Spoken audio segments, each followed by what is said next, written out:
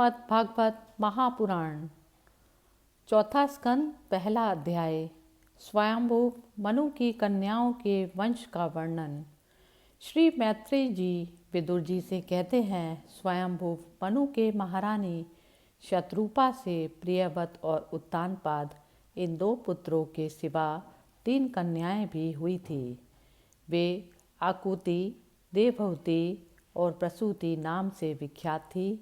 आकुति का यद्यपि उसके भाई थे तो भी महारानी शत्रुपा की अनुमति से उन्होंने रुचि प्रजापति के साथ पुत्रिका धर्म के अनुसार विवाह किया। प्रजापति रुचि भगवान के अनन्य चिंतन के कारण ब्रह्म तेज से संपन्न थे। उन्होंने आकुति के गर्भ से एक पुरुष और स्त्री का जोड़ा उत्पन्न किया। उनमें जो पुरुष था वह साक्षात यज्ञ स्वरूपधारी भगवान विष्णु थे और जो स्त्री थी वह भगवान से कभी अलग ना रहने वाली लक्ष्मी जी की अंश स्वरूपा दक्षिणा थी। मनु जी अपनी पुत्री आकुति के उस परम तेजस्वी पुत्र को बड़ी प्रसन्नता से अपने घर ले आए और दक्षिणा को रुचि प्रजापति ने अपने पास रखा। जब दक्षिणा विवाह के योग्य हुई तो उसने यज्ञ भगवान को ही पति रूप में प्राप्त करने की इच्छा की। तब भगवान यज्ञ पुरुष ने उससे विवाह किया। इससे दक्षिणा को बड़ा संतोष हुआ। भगवान ने प्रसन्न होकर उससे 12 पुत्र उत्पन्न किए। उनके नाम हैं तोष, प्रतोप, संतोष, वृद्ध, शांति, इडस्पति, इद्म, कवि, विभु, स्वहन, सुदेव और रोचन। ये ही स्वयंभू मनवंतर में तुषित नाम के देवता हुए। उस मनवंतर में मरीचि आदि सप्तऋषि थे। भगवान यज्ञ ही देवताओं के अधीश्वर इंद्र थे और महान प्रभावशाली प्रियवत एवं उत्तानपाद मनुपुत्र थे। वह मनवंतर उन्हीं दोनों के बेटों, पोतों और दहित्रों के वंश से छा गया। प्यारे विदुर जी, मनु जी ने अपनी दूसरी कन्या देवहूति कर्दम जी को ब्याही थी। उसके संबंध की प्रायः सभी बातें तुम मुझसे सुन चुके हो। भगवान मनु ने अपनी तीसरी कन्या प्रसूति का विवाह ब्रह्मा जी के पुत्र दक्ष प्रजापति से किया था। उसकी विशाल वंश परंपरा तो सारी त्रिलोकी में फैली हुई है। मैं कर्दम जी की 9 कन्याओं का और जो 9 ब्रह्म ऋषियों से ब्याही थी पहले ही वर्णन कर चुका हूँ। अब उनकी वंश परंपरा का वर्णन करता हूँ, सुनो। मरीचि ऋषि की पत्नी कर्दम जी की बेटी कला से कश्यप और पूर्णिमा नामक 2 पुत्र हुए, जिनके वंश से यह सारा जगत भरा हुआ है। शत्रुतापन विदुर जी, पूर्णिमा के विरज और विश्वक नाम के 2 पुत्र तथा देवतुल्या नाम की एक कन्या हुई। यही दूसरे जन्म में श्री हरि के चरणों के धोवन से देव नदी गंगा के रूप में प्रकट हुई। अत्रि की पत्नी अनसुईया से दत्तात्रेय, दुर्वासा और चंद्रमा नाम के 3 परम यशस्वी पुत्र हुए। ये भगवान विष्णु, शंकर और ब्रह्मा के अंश से उत्पन्न हुए थे। विदुर जी ने पूछा, गुरु जी, कृपया आप यह बतलाइए कि जगत की उत्पत्ति, स्थिति और अंत करने वाले इन सर्वश्रेष्ठ देवों ने अत्रि मुनि के यहाँ क्या करने की इच्छा से अवतार लिया था। श्री मैत्रेय जी ने कहा, जब ब्रह्मा जी ने ब्रह्मज्ञानियों में श्रेष्ठ महर्षि अत्रि को सृष्टि रचने के लिए आज्ञा दी, तब वे अपनी सहधर्मिणी के सहित तप करने के लिए ऋक्ष नामक कुल पर्वत पर गए।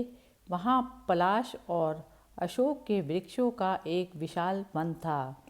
उसके सभी वृक्ष फूलों के गुच्छों से लदे थे और उसमें सब और निर्विंध्या नदी के जल की कल कल ध्वनि गूंजती रहती थी। उस वन में वे मुनि श्रेष्ठ प्राणायाम के द्वारा चित्त को वश में करके 100 वर्ष तक केवल वायु पीकर सर्दी गर्मी आदि द्वंद्वों की कुछ भी परवाह ना कर एक ही पैर से खड़े रहे। उस समय वे मन ही मन यही प्रार्थना करते थे कि जो कोई संपूर्ण जगत के ईश्वर हैं, मैं उनकी शरण में हूँ, वे मुझे अपने ही समान संतान प्रदान करें। तब यह देखकर कि प्राणायाम रूपी ईंधन से प्रज्वलित हुआ अत्रि मुनि का तेज उनके मस्तक से निकलकर तीनों लोकों को तपा रहा है, ब्रह्मा, विष्णु और महादेव तीनों जगतपति उनके आश्रम पर आए। उस समय अप्सरा, मुनि, गंधर्व, सिद्ध, विद्याधर और नाग उनका सुयश गा रहे थे। उन तीनों का एक ही साथ प्रादुर्भाव होने से अत्रि मुनि का अंतःकरण प्रकाशित हो उठा। उन्होंने एक पैर से खड़े खड़े ही उन देवों को देखा और फिर पृथ्वी पर दंड के समान लौटकर प्रणाम करने के बाद अर्घ्य, पुष्पादि पूजन की सामग्री हाथ में ले उनकी पूजा की। वे तीनों अपने अपने वाहन हंस, गरुड़ और बैल पर चढ़े हुए तथा अपने कमंडलू, चक्र, त्रिशूल आदि चिन्हों से सुशोभित थे। उनकी आँखों से कृपा की वर्षा हो रही थी। उनके मुख पर मंद हास्य की रेखा थी, जिससे उनकी प्रसन्नता झलक रही थी। उनके तेज से चौंधिया कर मुनिवर ने अपनी आंखें मूंद ली। वे चित्त को उन्हीं की ओर लगाकर हाथ जोड़ अति मधुर और सुंदर भावपूर्ण वचनों में लोक में सबसे बड़े उन तीनों देवों की स्तुति करने लगे।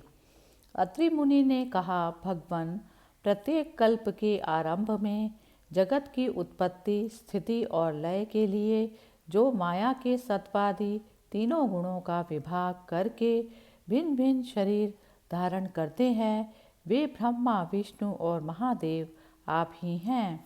मैं आपको प्रणाम करता हूँ। कहिए, मैंने जिनको बुलाया था, आपस में वे कौन महानुभाव हैं? क्योंकि मैंने तो संतान प्राप्ति की इच्छा से केवल एक सुरेश्वर भगवान का ही चिंतन किया था। फिर आप तीनों ने यहाँ पधारने की कृपा कैसे की? आप लोगों तक तो देहधारियों के मन की भी गति नहीं है, इसलिए मुझे बड़ा आश्चर्य हो रहा है। आप लोग कृपा करके मुझे इसका रहस्य बतलाइए। तब श्री मैत्रेय जी कहते हैं, विदुर जी, अत्रि मुनि के वचन सुनकर वे तीनों देव हंसे और उनसे सुमधुर वाणी में कहने लगे। देवताओं ने कहा, ब्रह्मन, तुम सत्य संकल्प हो, अतः तुमने जैसा संकल्प किया था वही होना चाहिए। उससे विपरीत कैसे हो सकता था? तुम जिस जगदीश्वर का ध्यान करते थे वह हम तीनों ही हैं। प्रिय महर्षि, तुम्हारा कल्याण हो। तुम्हारे यहाँ हमारे ही अंश स्वरूप 3 जगत विख्यात पुत्र उत्पन्न होंगे और तुम्हारे सुंदर यश का विस्तार करेंगे। उन्हें इस प्रकार अभिष्ट वर देकर तथा पति पत्नी दोनों से भली भांति पूजित होकर उनके देखते ही देखते वे तीनों सुरेश्वर अपने अपने लोकों को चले गए। ब्रह्मा जी के अंश से चंद्रमा, विष्णु के अंश से योगवेता, दत्तात्रेय जी और महादेव जी के अंश से दुर्वासा ऋषि अत्रि के पुत्र रूप में प्रकट हुए। अब अंगिरा ऋषि की संतानों का वर्णन सुनो। अंगिरा की पत्नी श्रद्धा ने सिनी वाली, कुहू, राका और अनुमति इन 4 कन्याओं को जन्म दिया। इनके सिवा उनके साक्षात भगवान उतथ्य जी और ब्रह्मनिष्ठ बृहस्पति जी ये 2 पुत्र भी हुए, जो स्वरोचिष मनवंतर में विख्यात हुए। पुलस्त्य जी के उनकी पत्नी हविर्भू से महर्षि अगस्त्य और महातपस्वी विश्रवा ये 2 पुत्र हुए। इनमें अगस्त्य जी दूसरे जन्म में जठराग्नि हुए। विश्वा मुनि के इडविडा के गर्भ से यक्षराज कुबेर का जन्म हुआ और उनकी दूसरी पत्नी केशिनी से रावण, कुंभकर्ण एवं विभीषण उत्पन्न हुए। महामते महर्षि पुलह की स्त्री परम साध्वी गति से कर्मश्रेष्ठ वरियान और सहिष्णु ये 3 पुत्र उत्पन्न हुए। इस प्रकार क्रतु की पत्नी क्रिया ने ब्रह्म तेज से दैदीप्यमान बाल्य खिल्यादि 60,000 ऋषियों को जन्म दिया। शत्रुतापन विदुर जी वशिष्ठ जी की पत्नी ऊर्जा अरुदंती से चित्रकेतु आदि 7 विशुद्ध चित्त ब्रह्म ऋषियों का जन्म हुआ। उनके नाम चित्रकेतु, सुरोचि, विरजा, मित्र, उलबर्ण, वसुवृद्धान और धूमान थे। इनके सिवा उनकी दूसरी पत्नी से शक्ति आदि और भी कई पुत्र हुए। अथर्वा मुनि की पत्नी चित्ती ने दध्यंग ऋषि दधीचि नामक एक तपोनिष्ठ पुत्र प्राप्त किया, जिसका दूसरा नाम अश्वशिरा भी था। अब भृगु के वंश का वर्णन सुनो। महाभाग भृगु जी ने अपनी भार्या ख्याति से धाता और विधाता नामक पुत्र तथा श्री नाम की एक भगवत परायणा कन्या उत्पन्न की। मेरु ऋषि ने अपनी आयाति और नियति नाम की कन्याएं क्रमशः धाता और विधाता को ब्याही। उनसे उनके मृकंड और प्राण नामक पुत्र हुए। उनमें से मृकंड के मार्कंडेय और प्राण के मुनिवर वेदशिरा का जन्म हुआ। भृगु जी के एक कवि नामक पुत्र भी थे। उनके भगवान उष्णा शुक्राचार्य हुए। विदुर जी इन सब मुनीश्वरों ने भी संतान उत्पन्न करके सृष्टि का विस्तार किया। इस प्रकार मैंने तुम्हें यह कर्दम जी के दोहित्रों की संतान का वर्णन सुनाया।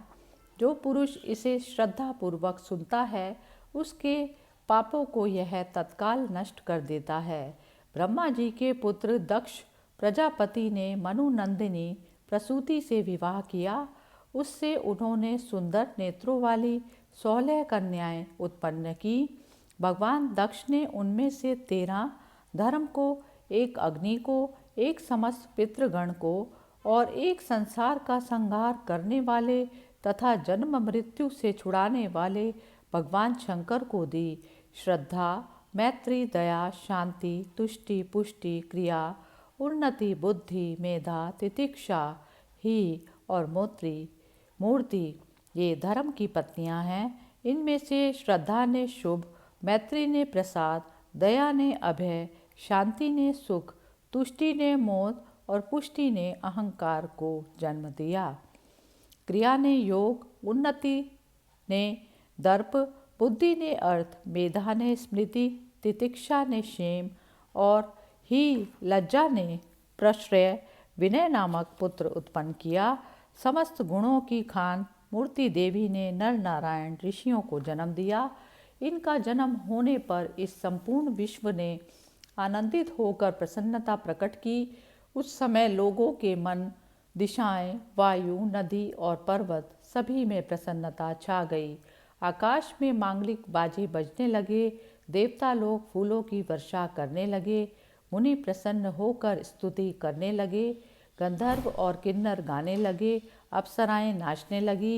इस प्रकार उस समय बड़ा ही आनंद मंगल हुआ तथा ब्रह्मादि समस्त देवता स्रोतों द्वारा भगवान की स्तुति करने लगे।